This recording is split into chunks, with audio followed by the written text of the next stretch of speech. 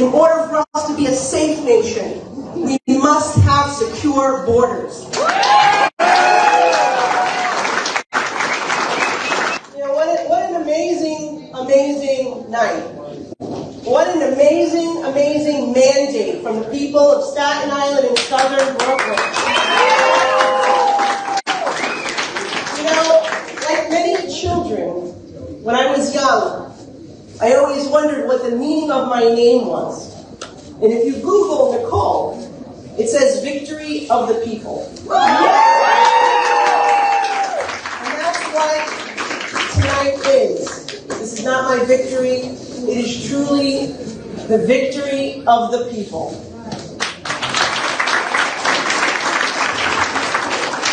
You know, we ran this race speaking to all corners of this district, and just as we served for the last 2 years, we were representing the hard-working, tax-paying American citizen in Staten Island and Southern Brooklyn that just wasn't getting a fair shake. Yeah.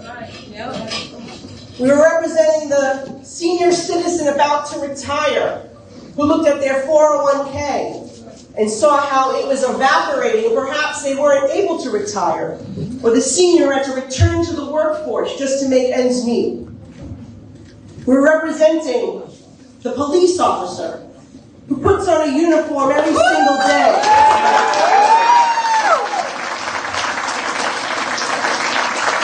to keep this city safe, and deserves to have elected officials like the ones standing alongside me who have their back. We were representing the person trying to get by with a second job as an Uber driver, filling up their gas tank, seeing how energy prices have skyrocketed because of the anti-energy policies of our president. We were representing the good people in this district, many who are in this room today, who are immigrants who came here to achieve the American dream. People like my parents,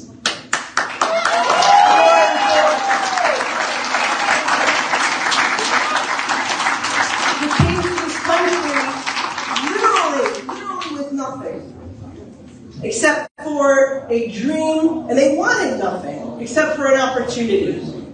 They worked hard, they followed the rules, they did everything right, and they never took public assistance from the government. Right.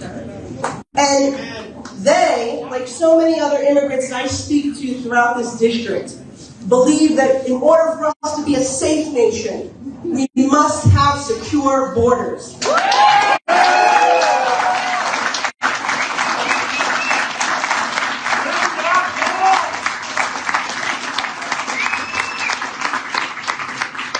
was speaking to people at the supermarket the other day, just hearing their concerns, hearing what, quite frankly, the Democrats were not hearing.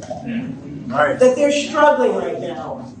That they're concerned about how much heat is going to cost this winter. That they're having difficulty paying for food for their families. That's what this race was always about. About stopping the disastrous policies that we've seen under one-party rule at the state level and at the federal level, and getting this country back on track.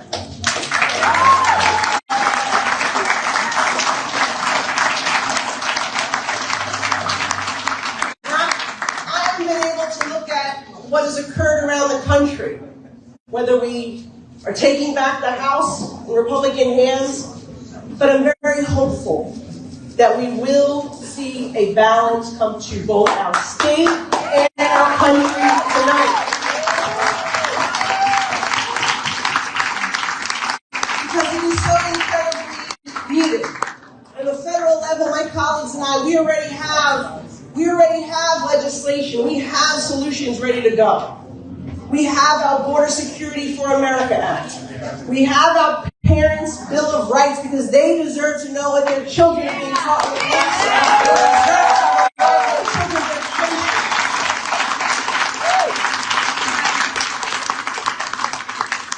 and we have legislation to hold accountable states and cities that refuse to allow their law enforcement to do their job. So I hope we see victories like ours all across the country. But look, I was very fortunate to have the endorsement of so many wonderful organizations and good government groups, and I thank them all for putting their reputations on the line and supporting our re-election. So with that said, I thank you all. The work just begins now, right? Because the people that I met each and every day on this trail, they put faith in me. They put faith in me that I'm going to go back to Washington, hopefully with a majority that gives us the tools. And the first thing we're going to do is fire Nancy Pelosi!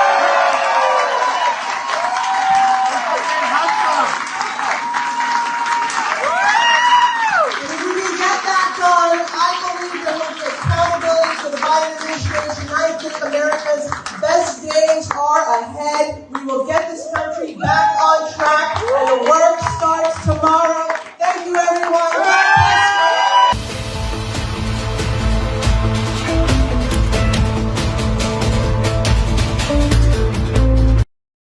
I'm a Vietnam veteran, fire trooper, 82nd Airborne Division. And I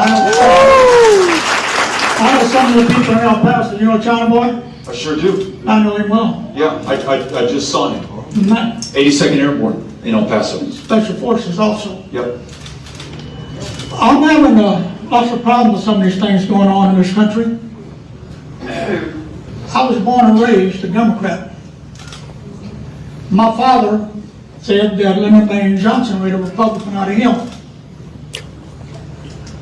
I served as fourth in the state legislature on the legislative board of the Brotherhood of Locomotive Engineers for many years. Jimmy Carter made a Republican out of me after I saw what happened on Desert One and all the inflation. Now you talk about education. You know, the federal government only pays 6% for education in the state of Texas. Taxpayers pay the rest. My wife taught for 31 years and she didn't need a second job.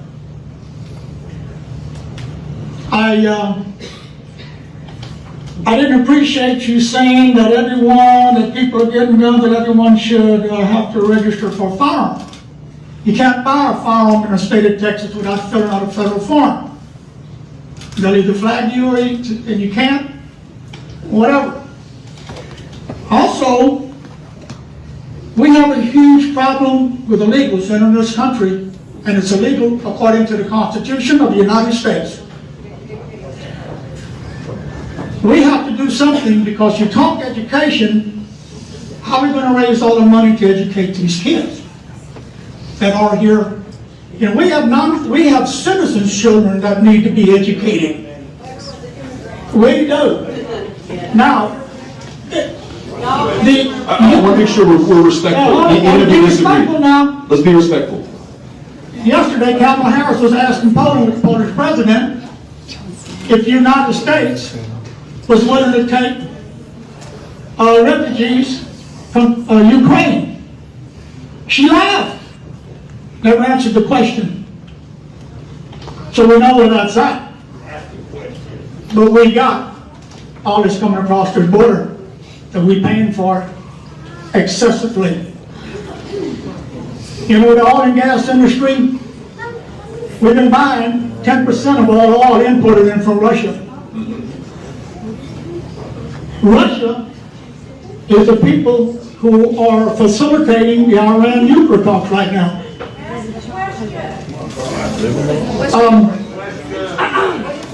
And we want to, why would we want oil from Iran, who's our mortal enemy? Maduro sanctions on them in Argentina. Thanks to the United States. We got a president administration down there trying to negotiate oil and gas from Venezuela. Every time you put this oil and gas in a barge or a ship, you burn more oil with the ship, which also increases carbon in the atmosphere. So we need to get down to some real darn looking at what is right and what is wrong. and then you support CRT in our schools. Oh, here we go. That's all right, that's all right, that's all right. Critical race theory. So a couple things. First, I know that. Noah, can we work on that feedback? You got it? Okay. First, I know that everyone agrees that we are grateful to you for being here, for your service to our country, to your wife for her service to the community as a teacher. I actually think we probably agree, and you know, we can follow up later, but I think we agree on most of these issues. You said that nobody can buy a firearm in Texas without going through a background check. I want that to be the case. Right now, you can buy a firearm privately, and there's no background check. So, 8 people lost their lives in Midland, Odessa by a guy who tried to buy a firearm the way that you just described. You're absolutely right. Was unable to do this because of the background check, and then could legally in Texas buy from a private seller. Bought that gun, went out, and killed a bunch of people in Midland, Odessa. So, I think maybe we agree that there should be universal background checks, and I think that's a great start. I think we both agree that we should, if we need to, increase domestic production here in Texas, because you're right, I don't want to import oil from Venezuela. I don't want to import it from Iran for sure. I don't want to have to go to war or have anyone else's kids go to war to protect our supply line. So we agree there, and I want to make sure that we increase production in Texas. I want the jobs to be here as well. And I think you and I probably are both on the same page as well. We don't see CRT being taught in our schools right now. It's a course that is taught in law school. No, I don't think it should be taught in our schools. Yeah, I want to make sure. Look, folks, and gentleman is asking a question that's on the minds of a lot of people here, so I'm glad he asked it. I want to make sure that when folks try to distract us or divide us on issues, like they're not teaching CRT in grade school right now. They may be teaching it in law school where it is appropriate, but they're trying to scare us about it nonetheless. I don't know why, but if we do get scared, we're not focused on reading retention or the fact that 7 out of 10 fourth graders are not reading at grade level in the average Texas classroom right now. Let's focus on that. Let's focus on those great teachers. Let's focus on those kids, their education, their mental health care. These are the big things I want us to get back to. So thank you for being here. Really appreciate your questions. Yes, sir. And then Cynthia.